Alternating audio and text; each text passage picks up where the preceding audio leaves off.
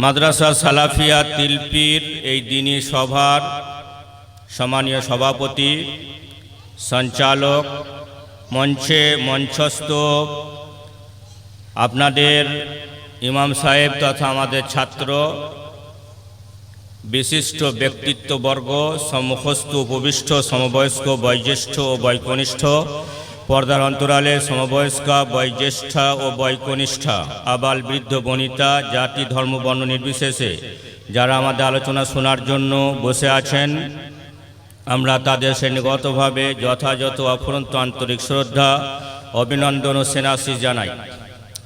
সম্মানীয় উপস্থিতি ও সম্মানীয় উপস্থিতা, আমি আপনাদের সম্মুখে খুব শর্ট টাইমে সূরাতুল বাকারার 255 নম্বর আয়াত পড়েছি, যেটা আমাদের কাছে অতি পরিচিত আয়াতুল কুরসি নামে। এবং আমি নিজে ব্যক্তিগতভাবে দৃঢ় বিশ্বাসী যে যারাই আমাদের শব্দ শুনতে পাচ্ছেন সকলের এটা মুখস্থ আছে, এটা আমি দৃঢ় বিশ্বাসী।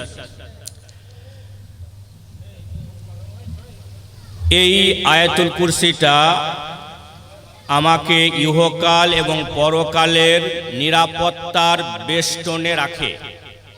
বর্তমান পরিস্থিতিতে আমার নিরাপত্তার দরকার। এই আয়াতুল কুরসিটা পাঠ করলে আমাকে নিরাপত্তার বেষ্টনের মধ্যে রাখা হবে। দলিল সহিহ বুখারী হাদিস নম্বর 5010, হাদিসের বর্ণনাকারী আবু হুরায়রা রাদিয়াল্লাহু তাআলা আনহু, তিনি বলছেন, লম্বা হাদিস, আমার কাছে শর্ট টাইম, আমাদের যেটা মূল আলোচনা সেদিকে আমরা যাচ্ছি। ক্বালা, লোকটি বলল, ইদা আওয়াইতা ইলা ফিরাশিকা, যখন তুমি তোমার বিছানাতে শুবে, ফাকরা আয়াতুল কুরসি, তখন তুমি আয়াতুল কুরসি পড়বে, অর্থাৎ সূরাতুল বাকারার 255 নম্বর আয়াতটি পড়বে। কি লাভ হবে? লা ইয়াজালা মাআকা মিনাল্লাহি হাফিজুন, সর্বদা তোমার কাছে আল্লাহর পক্ষ থেকে একটা পাহারাদার নিযুক্ত থাকবে। যারা ভিডিওটি দেখছেন এখনো সাবস্ক্রাইব করেননি, তারা এখনই সাবস্ক্রাইব করুন। এআর স্টুডিও ধোসাহাট ইউটিউব চ্যানেলটিকে আরো নতুন নতুন গজলের ও ওয়াজের ভিডিও দেখুন। সবার প্রথমে লাইক, কমেন্ট ও শেয়ার করতে ভুলবেন না। ক্যামেরা ও প্রজেক্টর পর্দা মেশিন ভাড়ার জন্য যোগাযোগ করুন 9733640054 এই নম্বরে। আমরা আবেদন করব যে রাত্রে শোবার সময়ে একবার আয়াতুল কুরসি পড়ব। কি লাভ হলো আমার? লা ইয়াজালা মাআকা মিনাল্লাহি হাফিজুন, সর্বদা তোমার সাথে আল্লাহর পক্ষ থেকে একজন পাহারাদার নিযুক্ত থাকবে। আমরা জানি, আমরা যে আল্লাহর ইবাদত করি তিনি হলেন ইন্নাল্লাহা আলা কুল্লি শাইইন কাদির, তিনি সর্ববিষয়ে মহাশক্তিমান। মহাশক্তিমানের তরফ থেকে যখন একজন ফেরেশতাকে পাহারাদার হিসাবে নিযুক্ত করা হবে, তখন 100% আমি নিশ্চিত যে এই রাতটাতে আমার কোনো দুর্ঘটনা ঘটবে না, এই রাতটায় আমার কোনো শত্রুরা কোনো ক্ষতি করতে পারবে না। কেন? আল্লাহর পক্ষ থেকে পাহারাদার নিযুক্ত করলাম। তাহলে আমি নিজেকে সেলফ ডিফেন্স, আত্মরক্ষা করলাম কিভাবে? রাত্রে শোবার সময়ে একবার আয়াতুল কুরসি পাঠ করে। অন্য হাদিসটি ইমাম নাসাই রাহিমাহুল্লাহ তার রচিত গ্রন্থ আমালুল ইয়াউম ওয়াল লাইলা নামক গ্রন্থে তিনি 100 নম্বরে উল্লেখ করেছেন, এবং সেম নামের বই আমালুল ইয়াউম ওয়াল লাইলার 124 নম্বর হাদিসে ইমাম ইবনু সুন্নি উল্লেখ করেছেন। হাদিসটা হলো এই। হাদিসের বর্ণনাকারী আবু উমামা আল বাহিরি রাদিয়াল্লাহু আনহু তিনি বলেন, ক্বালা রাসূলুল্লাহ সাল্লাল্লাহু আলাইহি সাল্লাম, আল্লাহ রাসূল সাল্লাল্লাহু আলাইহি সাল্লাম বলেন, মান কারা আয়াতুল কুরসি, যে ব্যক্তি আয়াতুল কুরসি পড়ল, কোথায়? দুবুরা কুল্লে সালাতিন মাকতুবাতিন, প্রত্যেক ফরজ নামাজের পর, প্রত্যেক ফরজ নামাজের পর আয়াতুল কুরসি পড়ল। এখান থেকে আমরা কি বুঝলাম? যে আমাকে কন্টিনিউ ধারাবাহিকভাবে 5 ওয়াক্ত ফরজ নামাজ পড়তে হবে, তারপরে আয়াতুল কুরসি পড়তে হবে। তাহলে কি হবে? লাম ইয়ামনাহু মিন দুখুলিল জান্নাতে, কোনো জিনিস তাকে জান্নাতে যেতে বাধা দেবে না, ইল্লাল মউত, মউত ব্যতি রেখে। লোকটা মরবে, সরাসরি লোকটা জান্নাতে যাবে। তাহলে এই দুটি হাদিস থেকে আমরা কি বুঝতে পারলাম? 24 ঘন্টাতে আমাকে 6 বার আয়াতুল কুরসি পড়তে হবে। 24 ঘন্টায় 6 বার আয়াতুল কুরসি পড়তে হবে। কিভাবে হলো? রাতে শোবার সময় একবার। দলিল হলো সহিহ বুখারী হাদিস নাম্বার 5010। আর 5 ওয়াক্ত নামাজে 5 বার। দলিল হলো আমালুল ইয়াউমা ওয়াল লাইলার 100 নম্বর হাদিস, ইবনু সুন্নির আমালুল ইয়াউমা ওয়াল লাইলার 124 নম্বর হাদিস। প্রতিদিন 24 ঘন্টায় 6 বার আমি আয়াতুল কুরসি পড়লাম। এর অর্থ হলো আমি নিজেকে নিরাপত্তার বেষ্টনে রাখলাম। আল্লাহ রাসূল সাল্লাল্লাহু আলাইহি সাল্লাম বলেন, তাবরানীর হাদিস 2য় খণ্ডে 85 নম্বর পৃষ্ঠায়, মান কারা আয়াতুল কুরসি দুবুরা কুল্লি সালাতিন মাকতুবাতিন ওয়া হিয়া ফি যিম্মাতিল্লাহি ইলা সালাতিন উখরা। মানে যে ব্যক্তি ফরজ নামাজের পরে আয়াতুল কুরসি পড়ল, আগামী নামাজ আসার পূর্ব পর্যন্ত তিনি আল্লাহ তাআলার দায়িত্বে থাকলেন। এর মানে কি হলো, আমি জোহরের নামাজ পড়লাম, অতঃপর আয়াতুল কুরসি পড়লাম, আসর পর্যন্ত আমি আল্লাহ তাআলার নিরাপত্তায় থাকলাম। আসরের নামাজে পড়লাম, মাগরিব পর্যন্ত আল্লাহ নিরাপত্তায় থাকলাম। এইভাবে আমি 6 বার 24 ঘন্টার মধ্যে আয়াতুল কুরসি পড়লাম। তাহলে আমি বিশ্ব সৃষ্টিকর্তা আল্লাহ রাব্বুল আলামিনের নিরাপত্তার বেষ্টনে থাকলাম। আর আমাদের আকীদা হলো, আল্লাহ রাসূল সাল্লাল্লাহু আলাইহি সাল্লাম ইবনে আব্বাস রাদিয়াল্লাহু আনহু বলেন, ইয়া ইবনে আব্বাস, ওয়ালাউ আন্নাল উম্মাতা ইজতামাআত লাকা আন ইয়াদুররুকা বিশাইইন লাম ইয়াদুররুকা বিশাইইন ইল্লা কাদ কাতাবাল্লাহু আলাইক। আল্লাহ রাসূল সাল্লাল্লাহু আলাইহি সাল্লাম ছোট্ট ছেলে আব্দুল্লাহ ইবনে আব্বাসকে শিক্ষা দিচ্ছেন, ইয়া ইবনে আব্বাস শোনো, সমগ্র জাতি একত্রিত হয়ে যদি তোমার কোনো ক্ষতি করতে চায়, আর আল্লাহ রাব্বুল আলামিন যদি তোমার ক্ষতি না লিখে রাখে, লা ইয়াদুররুক, যারা আরবি বুঝেন, লান শব্দটা ভবিষ্যতে না সূচক অর্থে ব্যবহার করা হয়। এর অর্থ হলো নিবার, কখনোই এরা তোমার কোনো ক্ষতি করতে পারবে না। কি বুঝলাম? যখন আমি 6 বার 24 ঘন্টার মধ্যে আয়াতুল কুরসি পড়লাম, আমি নিজেকে আল্লাহ রাব্বুল আলামিনের নিরাপত্তার বেষ্টনে রাখলাম। আর আল্লাহ রাব্বুল আলামিন যদি আমার নিরাপত্তা দেন, গোটা পৃথিবীর ইসলামের শত্রুরা একত্রিত হয়ে যদি আমার কোনো ক্ষতি করতে চায়, নেভার, কখনোই ওরা কোনো ক্ষতি করতে পারবে না। ভাই মুসলিম, আমরা আবেদন করব, প্রথমে আমি নিজেকে, অতঃপর আপনাদেরকে, যে আমরা ধারাবাহিকভাবে প্রতিদিন 5 ওয়াক্ত নামাজে 5 বার, রাত্রে শোবার সময় 1 বার আয়াতুল কুরসি পড়ব। এখন আমাদের আলোচনা, যে আয়াতুল কুরসিটা আমি আরবিতে পড়লাম, এর অর্থ বুঝলাম না, ভাবার্থ বুঝলাম না, এটা কি আমার নিরাপত্তার জন্য কাজে লাগবে? উত্তর হলো না, বরং আমাকে কি করতে হবে? বুঝে পড়তে হবে। দলিল সূরা বাকারা আয়াত নম্বর 121, আল্লাহ তাআলা বলেন, আল্লাযিনা আতাইনাহুমুল কিতাব, আমি যাদেরকে কিতাব দিয়েছি, ইয়াতলুনাহু হাক্কা তিলাওয়াতিহি, তারা এটাকে যথাযথ তেলাওয়াত করে। এই তেলাওয়াত করে এর মানে হলো, ক্বালা মুহাম্মদ ইবনে সালেহ আল উসাইমিন রাহিমাহুল্লাহু তাআলা ফি শারহ রিয়াদিস সালিহিন, রিয়াদিস সালিহিনের ব্যাখ্যায় মুহাম্মদ বিন সালেহ আল উসাইমিন রাহিমাহুল্লাহ বলেন, আত-তেলাওয়াতু লাহা সালাসাতু আকসামিন, কুরআন তেলাওয়াত এর অর্থ হলো এট এ টাইম পড়ার সময়ে 3টে জিনিস থাকতে হবে। যদি আমার কোরআন পড়ার মধ্যে 3টে জিনিস থাকলো, তখন আমার কোরআন পড়া হলো, নতুবা ওটাকে তেলাওয়াত বলা যাবে না। আর যদি তেলাওয়াত না করলাম, এর আমাকে আমার রব নিরাপত্তায় রাখবে, এর গ্যারান্টি নাই। নাম্বার 1, তেলাওয়াতুল লফজে, আরবি বর্ণমালার 29টা অক্ষরের উচ্চারণের উৎপত্তি স্থল, ওষ্ঠ থেকে নিয়ে কণ্ঠ নালীর নিম্ন ভাগ পর্যন্ত 18 জায়গায় যে অক্ষর যেখানে আদায় করতে হয়, এটা শিখতে হবে। নাম্বার 2, তেলাওয়াতুল মানা, আমাকে অর্থ বুঝে পড়তে হবে। এখন আপনি বলবেন, My mother tongue is Bangla. The language of the Holy Quran is in Arabic. আমাদের মাতৃভাষা বাংলা আর কোরআনের ভাষা হলো আরবি। আমরা বুঝবো কি বলে? এটা যদি আগেকার লোকরা বলতো তাহলে তাদের আপত্তি গ্রহণযোগ্য হতো। আজকাল গ্রহণযোগ্য নয়। আজকাল বাংলা কোরআন তরজমা এবেল। যদি আপনার কাছে পয়সা না থাকে, আপনার মোবাইলেও কোরআন তরজমা আপনি একটা ডাউনলোড করবেন, সুতরাং এভেলেবেল। আমাকে পড়তে হবে কিভাবে? আমাকে পড়তে হবে অর্থ বুঝে। নাম্বার 3, তেলাওয়াতুল আমল, আমি যা বুঝলাম সেটাতে আমাকে আমল করে বাস্তবে রূপদান করতে হবে।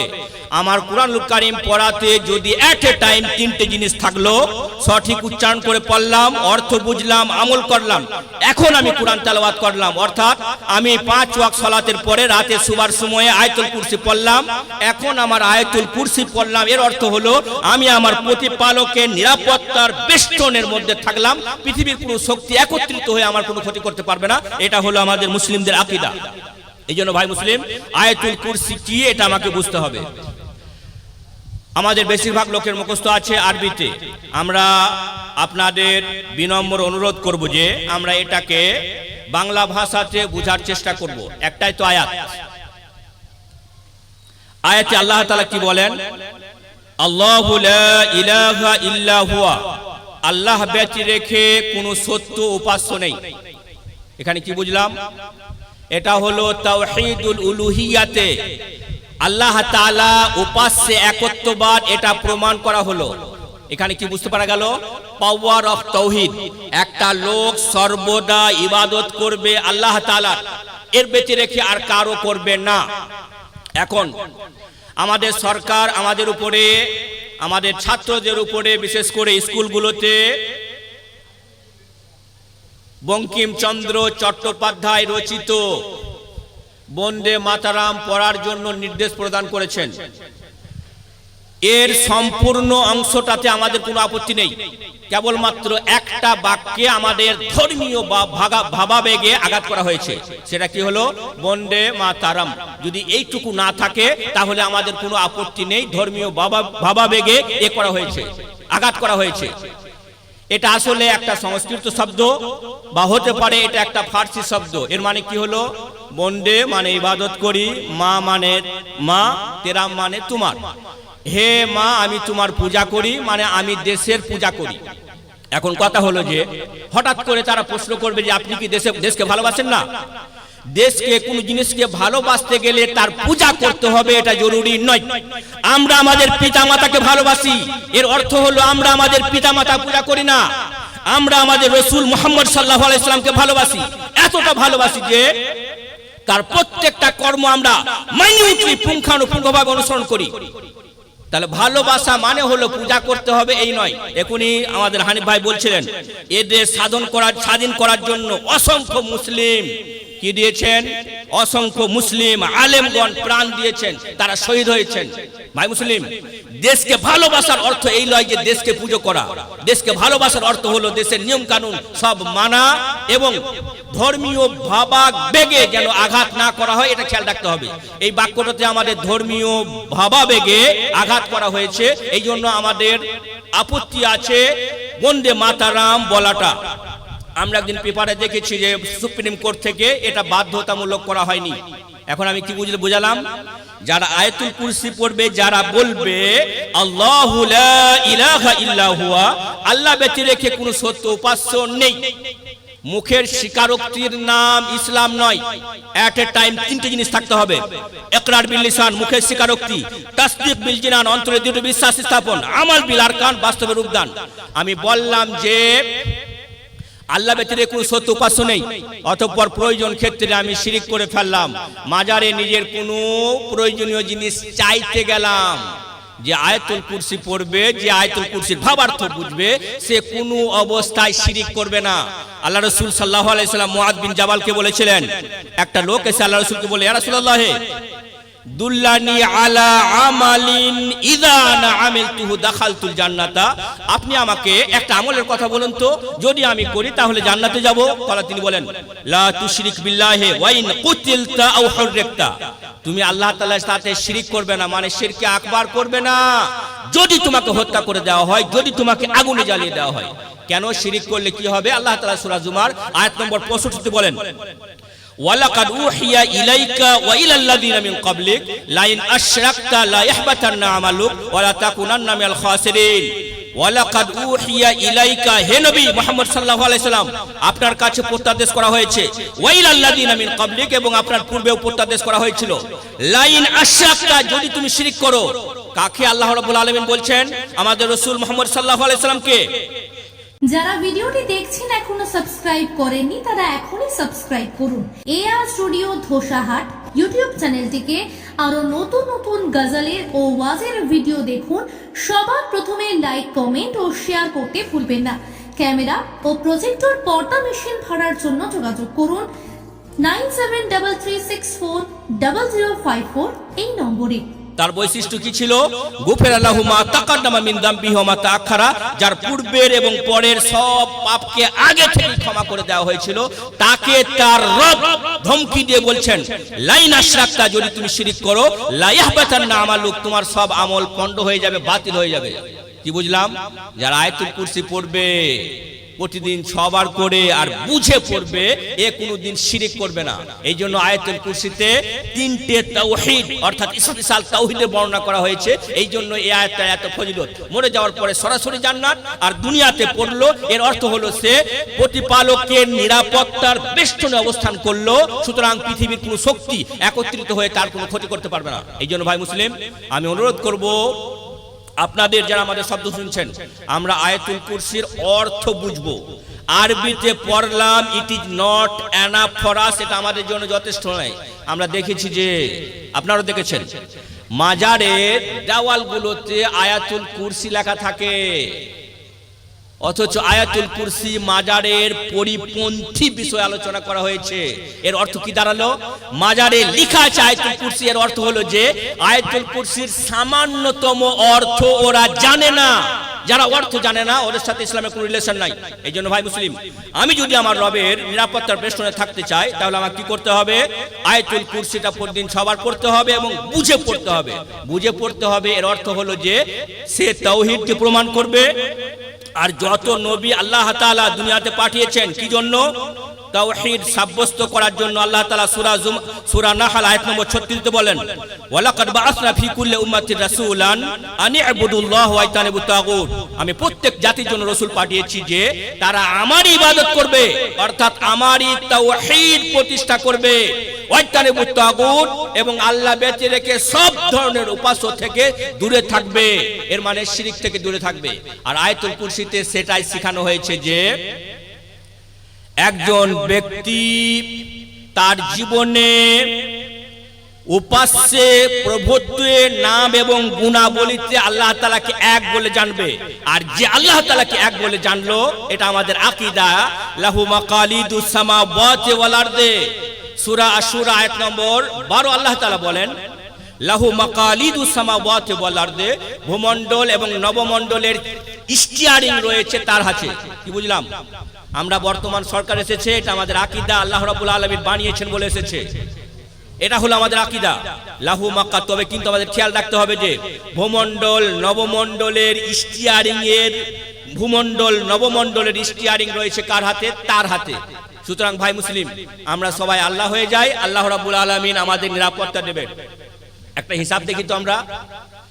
আল্লাহ রাসূল সাল্লাল্লাহু আলাইহি সাল্লাম যখন বদর যুদ্ধে এলেন, মাত্র মুসলমান ছিল 313টা, কিছু মদিনাতে ছিল, সব মিলে হবে 400-500টা। আর তখন থেকে নিয়ে ইসলামের শত্রুরা ইসলামকে শেষ করার জন্য যত রকম ফন্দি দরকার সব রকম ফন্দি তারা করেছে। লাভ কি হয়েছে? ইসলামের আলো বেশি জ্যোতি বিচ্ছুরিত করেছে। দেখুন তো, বর্তমান বিশ্বে মুসলমানের সংখ্যা 250 কোটি থেকে 200 কোটি মুসলমান, অথচ যেদিন আল্লাহ রাসূল এসেছিলেন সেদিন থেকে নিয়ে ইসলামকে দবানোর চেষ্টা করা হয়েছে। আজও ইসলামকে দবানোর চেষ্টা করা হয়েছে। সমীক্ষা বলছে যে ইসলামের মুসলমানের সংখ্যা দিনের দিন বৃদ্ধি পাচ্ছে।